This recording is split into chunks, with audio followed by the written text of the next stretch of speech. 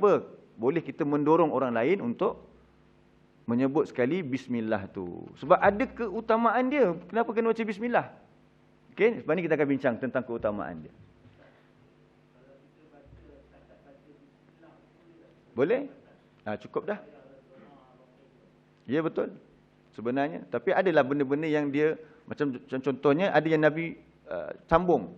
Macam kita zikir pagi petang. Nabi ajar apa? Bismillahilladzi la yadurru ma'asmihi syai'un fil ardi wala fis sama'i wa huwas samiul alim. Itu jadi panjang kan? Nabi memang baca begitu, kita buatlah. Zikir pagi dan petang. Nak berwuduk, bismillah, memadai dah. Memang sangat-sangat memadai dah. Okey. So di sini sebenarnya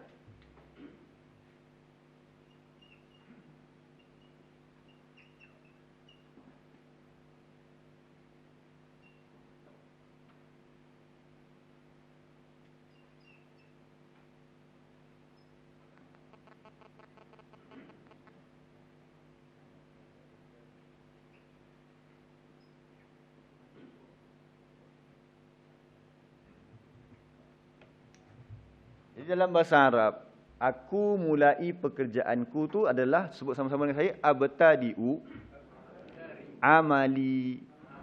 Sekali lagi, abtadi'u amali. Abtadi'u tu maksudnya aku mulai, amali, amal, pekerjaan, ya tu aku, pekerjaanku. Jadi jangan sebut begitu, nak baca Quran, abtadi'u amali bismillah, tak payahlah. Ataupun abtadi'u qiraati, qiraah tu maksudnya bacaan. Abtadi'u qiraati bismillah, tak payah. Sebab apa? Satu ni ayat Quran, tak payah tambah-tambah lah.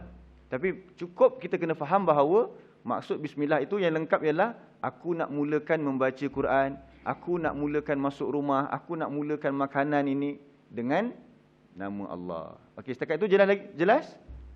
Boleh faham apa yang kita cuba sampaikan? Iaitu ada kalimah yang tidak disebut, yang telah digugurkan di situ bagi nak memudahkan percakapan kita. Okey, boleh Seterusnya ialah lafaz bi tu. Lafaz bi.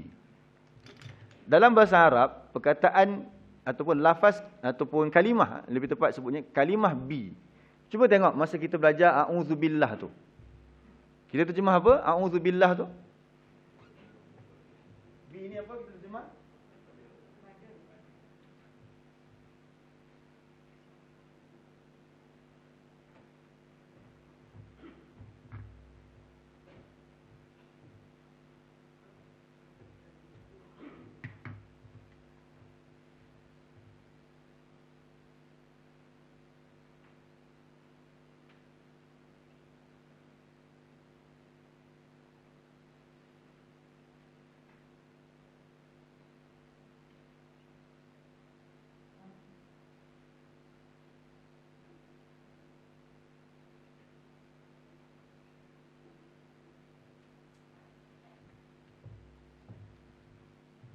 Okey. Bila kita terjemahkan bi dengan masuk kepada, dia ada istilah dalam bahasa Arab. Kita sebut sama-sama dulu. Lit-ta'diyah. Sekali lagi, lit-ta'diyah. Lit-ta'diyah ni, kalau saya boleh terangkan macam ni. Dalam perbuatan yang kita buat, ada perbuatan tu dia tak perlukan objek. Contohnya, saya turun. Turun tu perbuatan tak turun? Turun adalah perbuatan. Jadi kalau turun, perlukan objek tak untuk turun? Tak perlu. Turun je lah. Tangga tu benda yang kita turun. Tapi kalau saya kata menurunkan, mesti kena ada benda yang kita nak buat.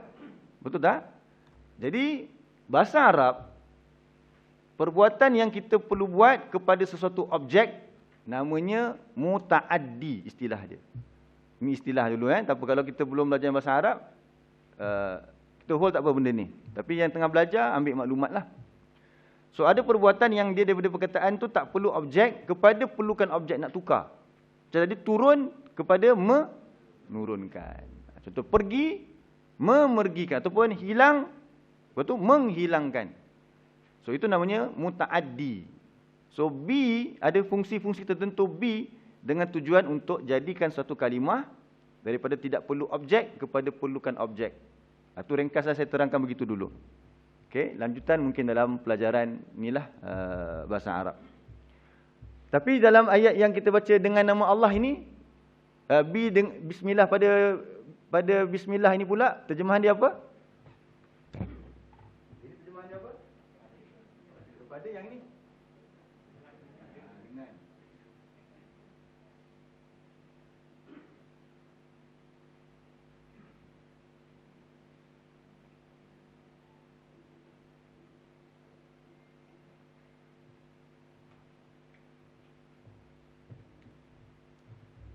B untuk lafaz basmalah ini pula, fungsi dia ialah, sebut sama-sama dengan saya, lilisti'anah. Sekali lagi, lilisti'anah. Lilisti'anah ni maksudnya daripada perkataan isti'anah, iaitu memohon pertolongan, memohon bantuan. Jadi kita menulis ini dengan bantuan siapa? Betul lah. Kita guna apa? Pen ni kan. Pen ni alat yang kita perlukan nak menulis. Kalau tak ada pen, boleh tulis tak? Tak ada. Jadi itu namanya li isti'anah, istilah dia. Kita mesti guna dia untuk buat suatu benda. Okey, contoh lain B pula dalam Quran. Buka surah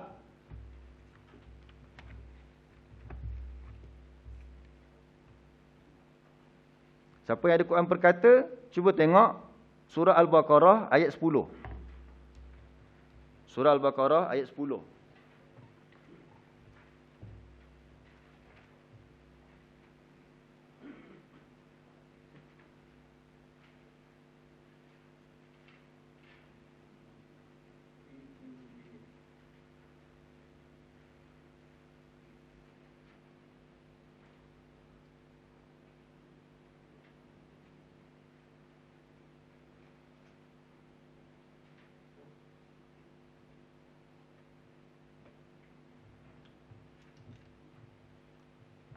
Baik, Allah kata kat situ, fi qulubihim maradun. Muka surat 3 lah. Apa terjemahan fi qulubihim maradun? Di dalam hati-hati mereka ada penyakit. Fazadahumullahu marada. Maka Allah menambah kepada mereka penyakit. Walahum azabun. Tengok yang perkata, yang Quran perkata, tengok. Dan bagi mereka azabun, siksaan, alimun, yang pedih. Lepas alimun tu ada kalimah apa? Bima tu kita pisahkan. Satu bi, satu ma. Bi tadi kita kata dengan. Bi kita kata kepada. Tapi cuba perhatikan bi kat sini ada tak dengan atau kepada? Tidak ada. Dia terjemah apa? Disebabkan. Tuan Haji punya Quran terjemahan ditulis disebabkan. Ada tak Quran terjemahan lain kata kerana? Ada tak? Okey, sekarang bi kat sini bukan maksud dengan, bukan maksud dengan dan kepada. Sebagaimana dalam surah Al-Fatihah ni. Tapi bi dekat sini maksud dia apa? Disebabkan. Jadi tengok, dah berapa makna dah bi? Dah 3 dah. So bi ada 3 makna. Ustaz, macam mana kami nak kenal? Yang itu dalam subjek bahasa Arab kena buat latihan. Yang ini kita nak bagi tahu je, bi ni ada beberapa fungsi dia. Boleh tak? Okey. Seterusnya, satu lagi contoh. Dia ada banyak, dia ada berapa? Dia ada 14. Tapi bukan semua kita nak tengok. Satu lagi surah 5 ayat 6. Surah 5 ayat 6.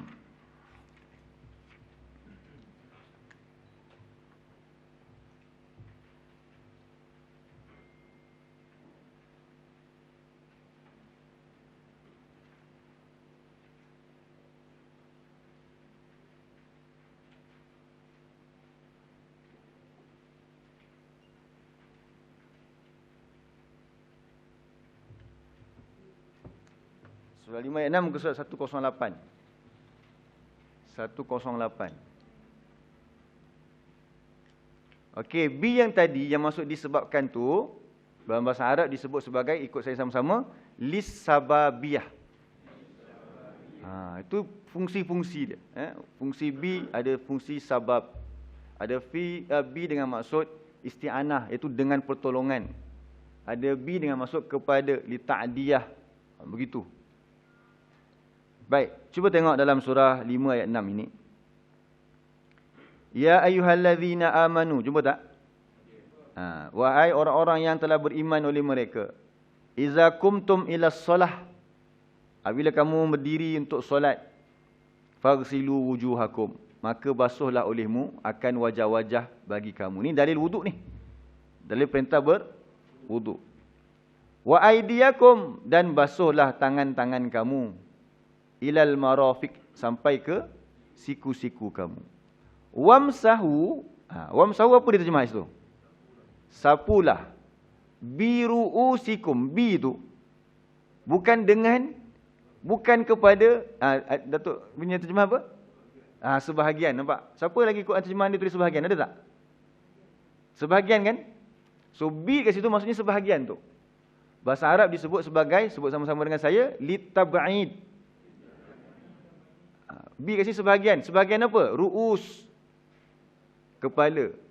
Sebab tu kita berwuduk sah kalau kita berwuduk hanya sapu sikit je, sebahagian.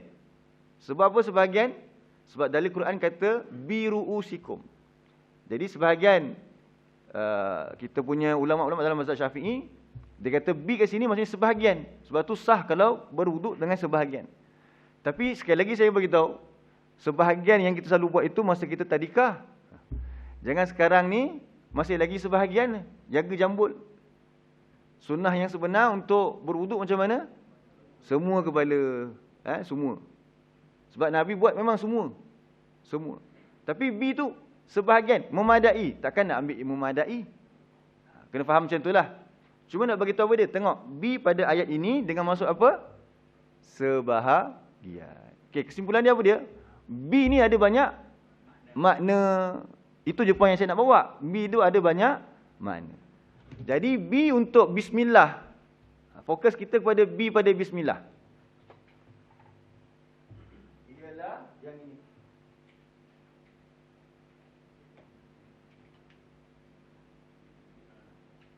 Isti'anah, iaitu apa dia? Dengan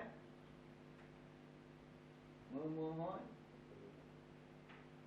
pertolongan ataupun bantuan.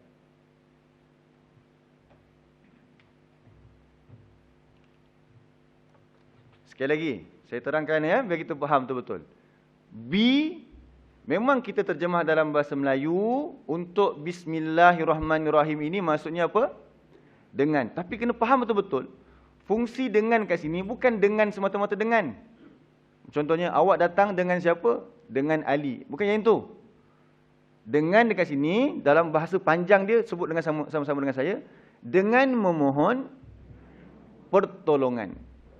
Sebenarnya, maksud B tu kalau kita terjemah betul-betul, maksud dia ialah itu. Bukan dengan saja, tapi dengan memohon pertolongan. Cuba kita fahamkan, mungkin kalau benda ni baru, kita cuba dapatkan maklumat ni. Jadi apa terjemahan daripada awal? Kalau kita baca Al-Quran kan, sama-sama dengan saya. Aku mulai bacaanku ini.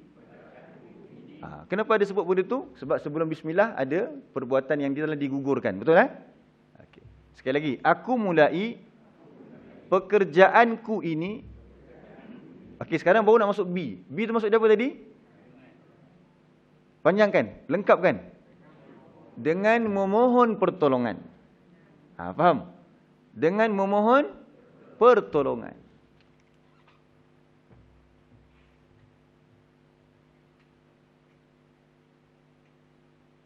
Aku mulai bacaan Al-Quran. Boleh? Al-Quran ke? Itu yang dalam kurungan tadi. Lepas tu masuk apa? B, dengan. Dengan. Tapi bukan dengan sahaja sebenarnya maksud B tadi. Dengan apa? Dengan memohon pertolongan.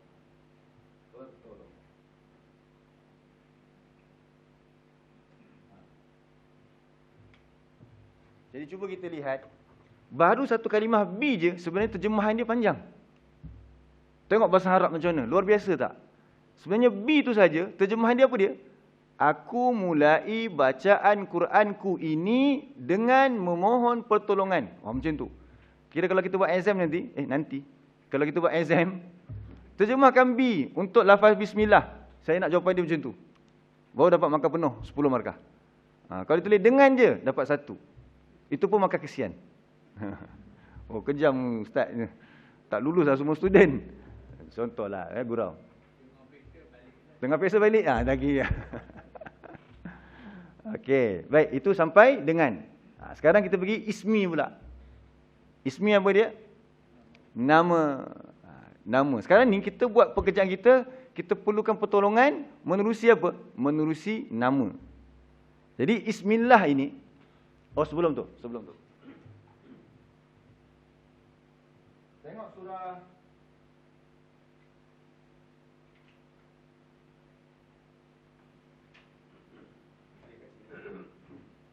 Surah 5 ayat 35.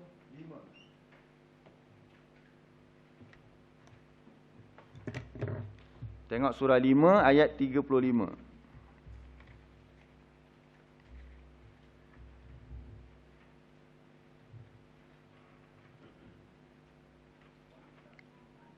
Muka surat 113. Surah 5 ayat 35.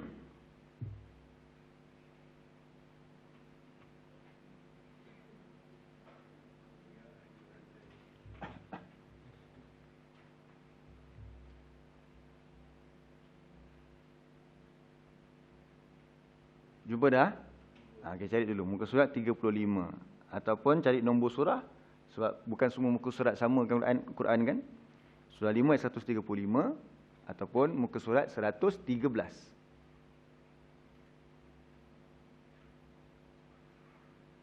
Okey, a'udzu billahi minasyaitonir rajim. يا أيها الذين آمنوا اتقوا الله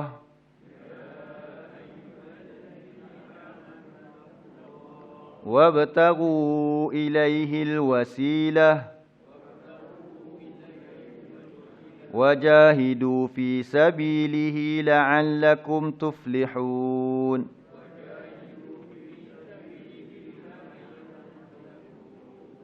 Okey. Jumpa? Tak jumpa? Surah 5 ayat 35. B. Bukan sebab B. Belum lagi. Kita nak bincang pasal tawassul ni dulu. Tawassul sikit. Cari B tadi. Bukan. Masya Allah, bagus. Okey, tengok ayat ni. Allah kata. Tapi ayat jumpa puan? Okey. Wahai orang-orang yang beriman. Ya ayyuhallazina amanu. Ittaqullah. Bertakwalah kamu kepada Allah. Sebelum saya sambung lagi, kenapa Ustaz nak cerita detail macam ni? Ingat balik, sebab tu mukadimah kita hari pertama, lepas tu minggu kedua juga kita beritahu apa ta'rif tadabbur. Apa ta'rif tadabbur? Pertama, dia ada dua komponen. Pertama apa dia? Memerhatikan sampai hujung ayat. Sebab tu first kali nak perhati. Walaupun kita buat tadabbur bismillah je, perhati betul-betul. B sini B apa? Macam tu. Tapi kita gunalah yang semudah yang boleh lah. Okey, cuba fahamkan. InsyaAllah. Kalau tidak, kita terjemah, lepas tu tadabbur terus lah. Tapi kurang berkesan lah. Kita nak faham betul-betul kenapa B kat sini, apa tujuan tawassul lah. Semua kita detailkan dulu. Okey? Lepas tu baru kita fikir apa kita punya apa dia. Nombor dua, tadabbur. Pertama, fikir betul-betul, perhati. Yang kedua apa dia? Tindakan, plan tindakan kita. Tu kena buat dua-dua tu. Setiap kali tadabbur, mesti buat macam tu. Macam isti'azah dulu. Dah detail lah siapa aku kan, siapa Allah, siapa syaitan, siapa manusia yang tak dapat dikuasai oleh syaitan. Jadi plan tindakan kita apa dia? Jadi orang yang beriman. Orang beriman tu ialah orang yang tidak berpaling daripada Al-Quran, belajar Al-Quran. Itu plan tindakan kita. Okey, baik, balik pada bismillah, balik pada ayat ni. Wahai orang beriman, bertakwalah oleh kamu kepada Allah, wabtaghu ilaihil wasilah. Yang ni. Dan carilah olehmu jalan kepadanya. Al-wasilah tu diterjemah apa? Jalan yang mendekat. Ya. Al-wasilah itu jalan mendekatkan diri. Saya tulis dulu.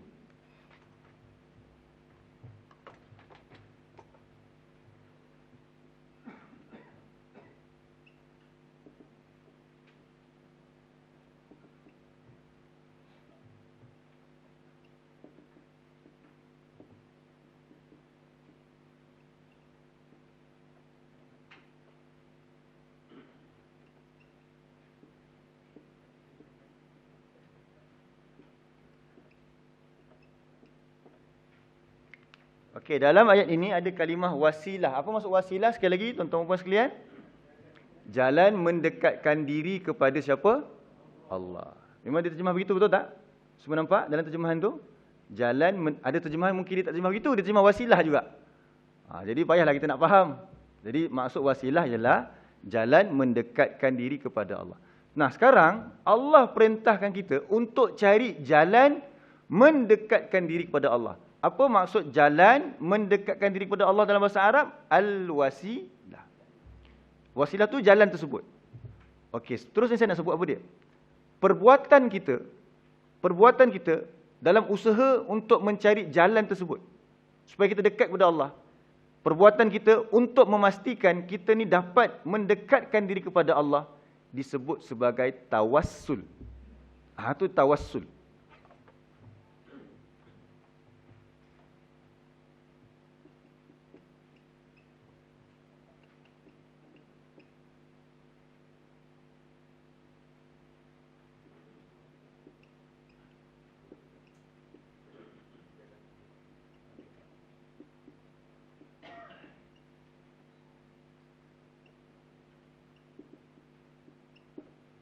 Jalan pula.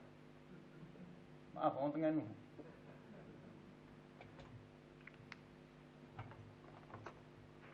Okey, saya tanya sekali lagi. Apa maksud al-wasilah dalam ayat ni? Jalan mendekatkan diri. Sekarang siapa perintahkan kita untuk cari jalan supaya kita dekat dengan Allah? Allah perintahkan. Maka kita pun berusaha untuk mencari jalan tersebut. Usaha ataupun tindakan ataupun perbuatan mendapatkan wasilah itu namanya apa? Tawassul. Jadi perkataan tawassul dengan wasilah tu ru'wat dia sama. Waw, sin, lam. Jadi perkataan yang macam ni nak tahu dalam ilmu soraf. Kalau kita baca ilmu soraf, kita boleh agak sikit. Sebab tu selalu saya akan suruh ulang-ulang, saya akan cakap, cuba usaha untuk belajar bahasa Arab. Sikit pun okey. Supaya apa? Bila kita nak bincang macam tadabbur gini, kita kena ada sikit soraf supaya kita nampak apa kaitan. Kalau kita tengok tawassul dengan wasilah ni, satu ada alif lam, lepas tu ada ta, kan kita macam tak nampak sama pun. Sebenarnya ru'wat dia tetap sama, iaitu waw, sin dengan lam. Okey, sekali lagi saya tanya, apa maksud al-wasilah? Jalan mendekatkan diri kepada Allah. Apa maksud tawassul? Usaha tersebut, perbuatan untuk mendapatkan wasilah itu. Jadi bila Allah kata, carilah jalan untuk mendekatkan diri kepada Allah, maka kita kena bertawassul. Iaitu apa dia? Mencari jalan tersebut. Usaha untuk dapatkan. Faham Okey. So, apa sebab nak kena dekat dengan Allah? Supaya apa dia? Cuba bayangkan kalau kita dekat dengan seseorang, anak manja, contoh anak manja, apa dia dapat? Selalu kakak dia kata apa nanti? Semua adik dapat. Padahal kakak dapat dululah, sebab kakak sulung. Kan, ni adik-beradik lah kecil-kecil, kerana jadi begitu. Semua adik dapat. Yelah, sebab dia tengah kecil, dia dapatlah semua. Semua dia berkeping dengan mak, sebab dia dapat duduk dengan mak. Jadi orang yang dekat dengan sesuatu, dia akan dapat banyak kelebihan. Keistimewaan. Subhanallah, itu sesama manusia. Kalau dengan Allah, macam mana kalau kita dekat dengan Allah? Sebab tu Allah suruh cari jalan untuk mendekat diri kepada Allah. Maka kalau seseorang itu dekat kepada Allah, kalau dia berdoa kepada Allah, Allah makbulkan tak? Pasti Allah makbul. Memang semua orang berdoa Allah akan makbulkan. Tapi tentulah beza antara orang yang dekat kepada Allah dengan orang yang tidak dekat kepada Allah. Contohnya Abu Jahal, na'udzubillah. Abu Jahal ni orang musyrik lah. Tahu tak kita bahawa masa peperangan Badar, dia berdoa kepada siapa untuk kalahkan Nabi Muhammad? Dia berdoa kepada Allah. Dia melekatkan diri dia kepada dinding Kaabah tu, dia berdoa kepada Allah, hancurkan Muhammad. Nabi juga di Madinah sedang berdoa kepada Allah. Siapa yang Allah perkenankan? Nabi. Sebab apa? Kedudukan Nabi sangat dekat dengan Allah. Sebab itulah Allah kata, wahai orang beriman. Sekarang ni siapa orang beriman? Bukan ustaz-ustaz. Sebab tu kalau kita faham betul-betul ayat ni, kita berusaha nak jadi orang beriman. Tak adalah kita harap apa dia? Ustaz doakan. Ustaz nak masuk you pun suruh siapa doakan? Bukan berkira benda ni. Bukan masalah berkira tu tak. Nak bagi tahu takut kita faham lain. Sedangkan Allah perintahkan kepada kita semua untuk jadi orang beriman supaya kita mendekatkan diri kepada Allah. Maka kalau kita berdoa pun kita yakin Allah akan perkenankan. Sebab bertawassul dengan Allah. Jadi jalan nak bertawassul macam mana? Okey, saya ambil contoh biar kita mudah faham. Contoh ni pun kita dah bagi masuk kat Dewan Masjid dulu, insya-Allah. Kita ulang sikit. kita pergi buat umrah atau kita buat haji, masa kita tawaf Kaabah tu, kita tawaf Kaabah tu pusing kan? Jalan macam tu, adalah zikir sikit. Apa kita dapat setiap langkah tu? Apa Nabi kata? Setiap langkah kita tawaf tu, diampunkan dosa. Diampunkan dosa. Betul okey. Bila kita pusing, kita diampunkan dosa. Bila kita dah habis dosa, nanti Allah angkatkan darjat kita lah. Boleh tak disebabkan kita rindu nak pergi Mekah, tak boleh pergi Mekah, lepas tu kita tawaf ni, masjid kita ni.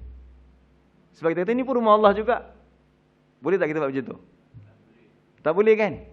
Okey, sekarang ni masa kita berjalan, dengan hanya berjalan, memusing Kaabah, kita dapat kebaikan tak daripada Allah? Itu juga termasuk tawassul, iaitu perbuatan untuk mendekatkan diri pada Allah. Ya Allah, ampunkan dosa-dosa kita. Sekarang ni kita nak buat dekat masjid, boleh tak? Tak boleh. Jadi maksudnya apa dia? Nak bertawassul ini mesti dengan apa yang Allah perintahkan. Bukan kita pandai-pandai. Tak boleh kita pandai-pandai sendiri. Ada orang nak mendekatkan diri kepada Allah, dia mencukur kepala dia. Agama Islam ada tak ajar macam tu? Cuba jawab betul-betul. Ada. Tapi bila masa umrah dengan haji. Sekarang ni kalau Perak menang Liga Malaysia, nak cukur kepala boleh tak sebenarnya? Tak boleh, jangan buat. Orang masjid ni jangan buat. Tak boleh. Sebab apa yang disuruh perintah cukur kepala tu masa kita buat umrah haji boleh. Memang dapat gugur pahala. Tapi ada agama lain, masa perayaan ni dia cukur kepala. Kita kata tak betul cara macam ni. Sekarang ni, nak solat punya pasal, kita cukur kepala. Boleh tak? Tak boleh. Sebab dia apa? Dia kata, kami kat Mekah boleh buat? Tak boleh. Jadi maksudnya apa dia? Nak buat sesuatu itu dengan perintah Allah. So, nak bertawassul dengan apa yang Allah perintahkan. Antaranya ialah buka surah 7 ayat 180.